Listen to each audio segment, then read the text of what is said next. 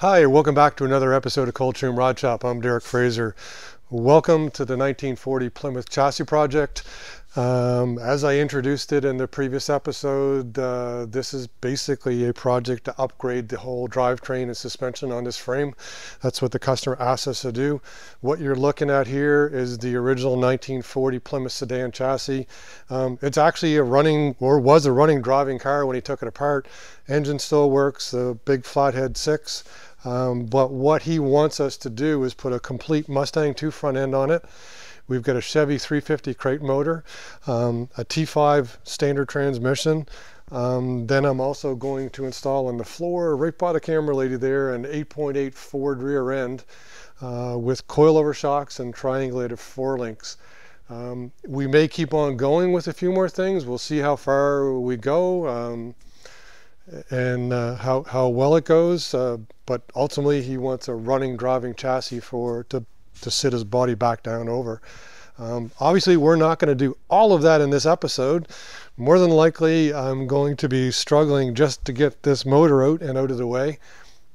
But come on over to the other garage here. I'll show you the crate motor, the transmission, and the Mustang II front end that we got from JW Garage in the US. So here's the 350 Chevy crate motor. I think it's from Canadian Crate Motors in Burnaby, BC. It was dynoed. I think it's 350, 375 horse, somewhere in that range. There's a fully rebuilt Borg-Warner T5 transmission. He's going to be going with EFI. I don't know that we'll be hooking that up or not. I think our job is basically to get it in, everything straight and square and ready for him to put it on. And then over here against the wall, we have it's just in boxes right now. There's not much to see, but basically it's the complete Mustang II front end from JW Garage. Rack and pinion, I think it's power rack and pinion steering on it in that long box there.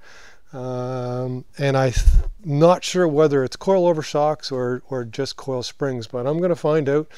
And like I said, not sure how far we're going to get in this episode. It may take quite a bit to get that engine and transmission out. It's only 4 bolts, but sometimes the old stuff, you got to fight with it. But we'll go as far as we can in this episode, and then we'll keep on chucking.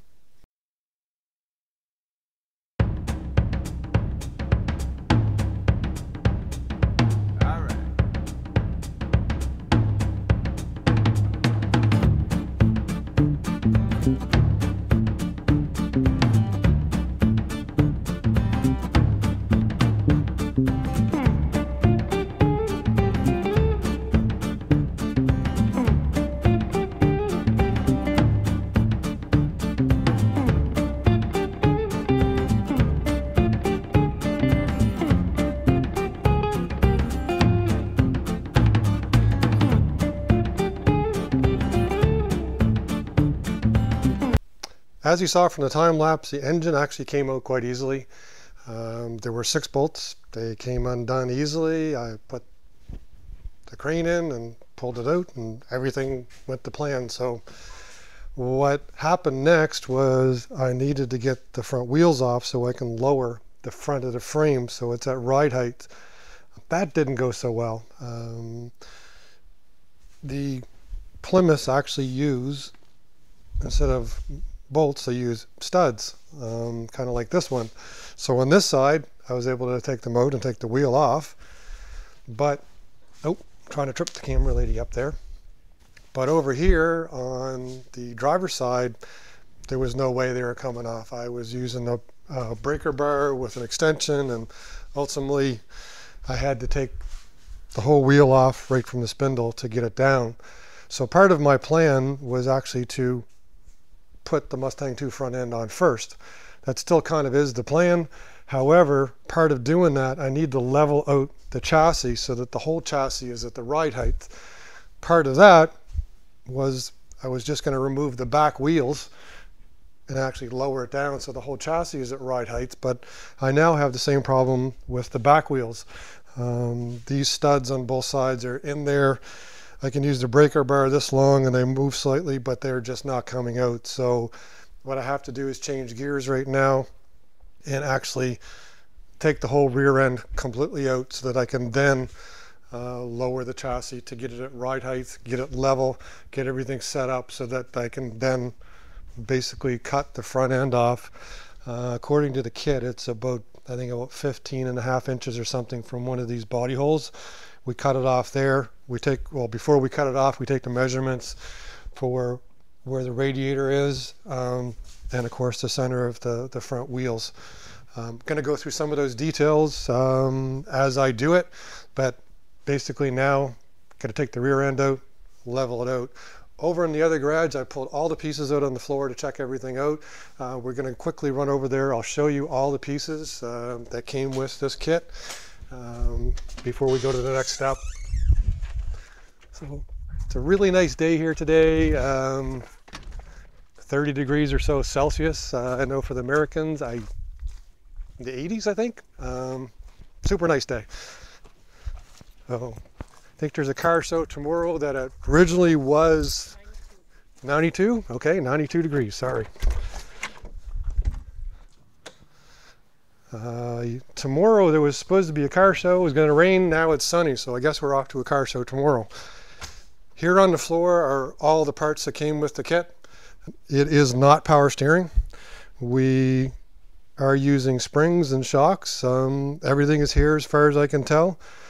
So looks of really good quality. We'll see when we put it together, but these are the two front pieces here. When I cut the front end of it off, this is the radiator support. These are the two pieces that get welded onto it. Like I said, I will go through the instructions of where it says to cut them off and cut it off and show you as we go. So off to the next step, I got to take the rear end out.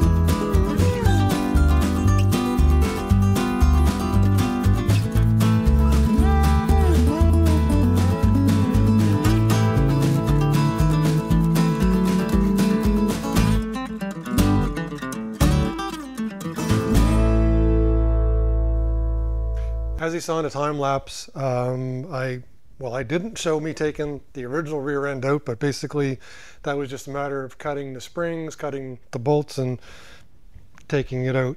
What I did show, I guess, is me wheeling in the 8.8 rear end, basically putting it with the wheels on it, positioning it approximately where it is in the rear end, and then kind of measuring down, you know, where the shocks would fit relative to the top. I'm going to be putting coilover shocks in the back, so there's going to be a cross member going across.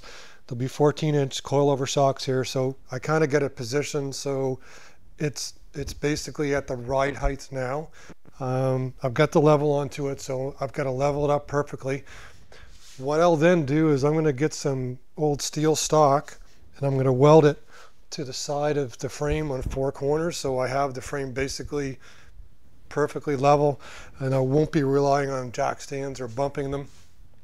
If I had a big frame jig, I would weld it to a frame jig, but I don't. So I'll level it out, put those posts on front and rear, and then the next step will be to follow the instructions from JW Garage, and we make a couple measurements from this body bolt right here forward, a couple height measurements for where the rad support is. This is the rad support right here. That's a critical measurement, because what we want to do is when I cut it here and put the extensions in to put the Mustang II Front end in, they have to be square, parallel, and also have the radiator support basically being exactly in the same place. So I'm going to go through all that and hopefully show you some video clips and explain the next steps.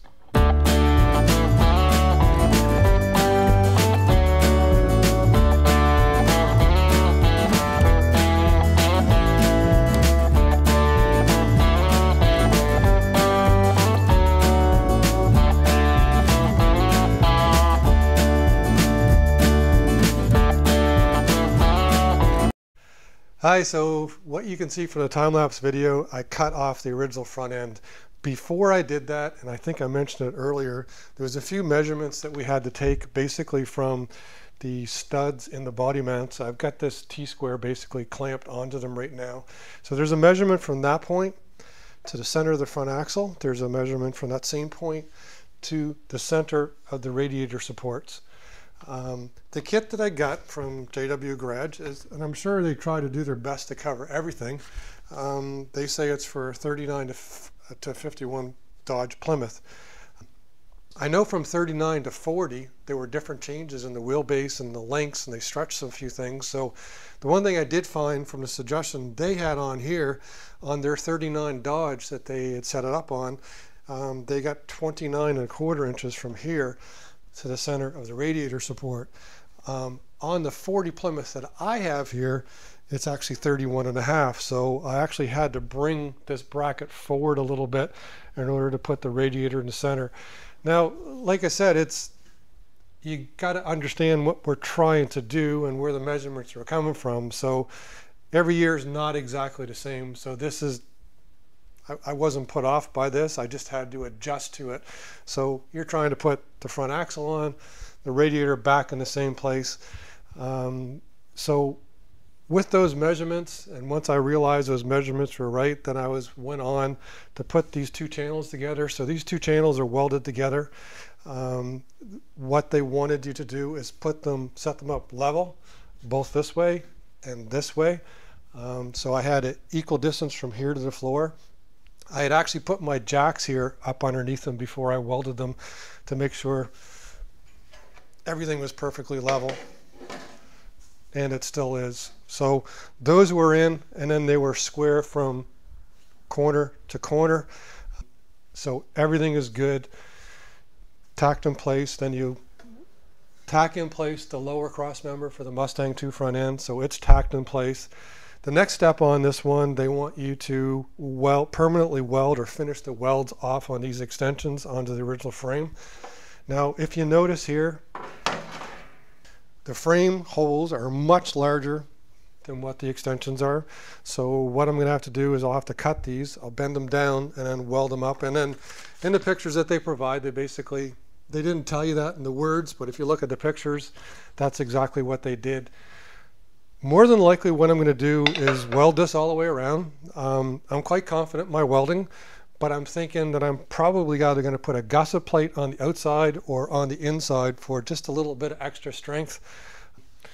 You know, like I said, no matter how confident you are with your welding, it's usually not a bad idea to put some sort of a gusset in place there when you're connecting one frame section to another. Just extra security. For the couple extra ounces it adds to the weight of the vehicle, I think it kind of puts more confidence of what you're going to put going down the road. So next step, like I said, after welding this in, I'll finish that off. And then we're going to start mounting the lower control arms and dummy and all that kind of in place. So here we are the next day. Most of yesterday I spent welding the subframe, the new subframe onto the old frame. I was able to cut back on the original frame and actually weld on the inside and weld on the outside. So it's not just a weld all the way along here like this. I've actually been able to weld back a ways. So this piece sticks inside of the original frame by about 1.5 inches. I was able to weld back in there, so I've actually got more meat holding these on. I still may put a gusset across the front of here. I think just in case, a little extra security. So this is finished welded, that's finished welded. The front cross member is still tacked in place. We added in the upper spring supports, those are tacked in place.